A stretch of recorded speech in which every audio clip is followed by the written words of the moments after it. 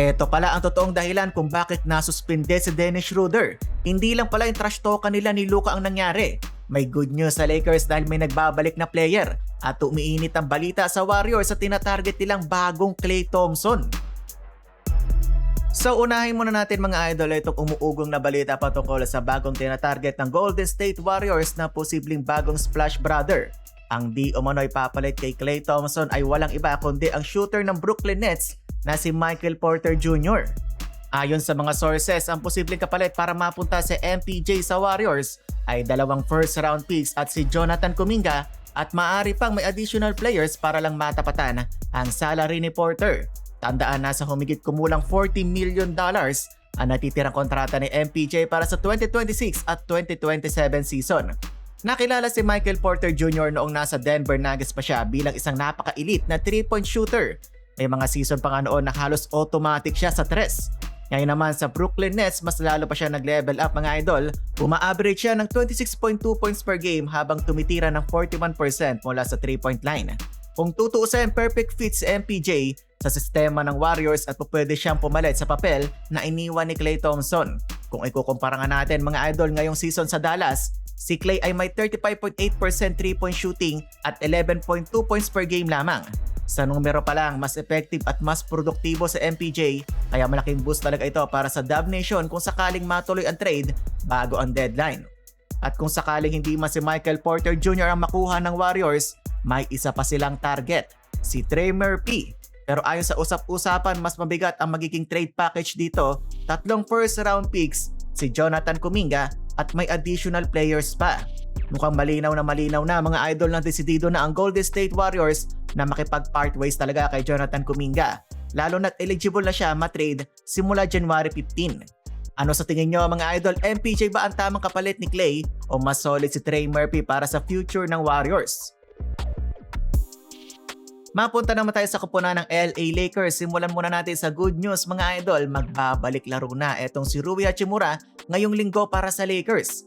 Kung matatandaan, 6 na laro ring na sideline ang Japanese star dahil sa right calf soreness.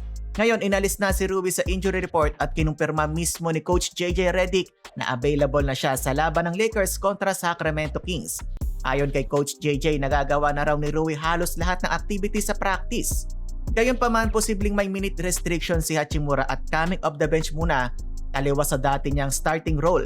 Malaking kawalan din talaga si Rui sa Lakers pero buti na lang at solid ang naging ambag ni Jake LaRavia na maayos na napunan ang pagkawala niya. Sa 27 games ngayong season, may average etong si Rui Hachimura na 12.7 points, 4.3 rebounds habang 52% shooting mula sa field at halos 45% mula sa 3-point line, kaya masasabi nating malaking tulong siya sa rotation ng Lakers. Ngayon mga idol, mapunta naman tayo sa pinakamainit na issue na kinakasangkutan ni Luka Doncic. Lumalabas na ang tunay na detalye sa nangyari matapos suspindihin ng NBA si Dennis Schroeder na 3 laro dahil sa altercation na naganap pagkatapos ng laro noong December 28. Ayon kay Shams Charania, ang dahilan ng suspension ay confronting and attempting to strike another player. Ang nakita lang natin sa video ay ang eksenang nagka-trash talkan sina Luka at Schroeder habang may naki-free throw. Ayon sa mga ulat, sinabi di umano ni Dennis kay Luka ang linyang "I'm gonna beat the out of you" na tinawanan lamang ni Dadon. May kumakalat din video kung saan inasar pa ni Luka si Schroeder at sinabing should have signed that contract. Kung matatandaan nyo mga idol, tinanggihan ni Schroeder ang $84 million contract na nauwi lamang sa $6.4 million. Ito raw ang naging mitya na pagkainis ni Dennis the Menace. Pagkatapos ng laro, doon na raw naganap ang insidente sa hallway kung saan aakmang susuntukin ni Schroeder si Luka. Pero inawat di umano ni DeAndre Ayton bago pa lumala ang sitwasyon. Mabilis namang rumisponde ang security at ineskortan si Schroeder papunta sa team bus. At hindi pa doon natatapos. Nagkomento pa itong si Dennis sa post ni Shams Charania tungkol sa kanyang suspensyon. Ayon sa interpretasyon ng iba, parang ipinapahiwatig pa raw ni Schroeder na hindi lang attempting kundi talagang may tinamaan.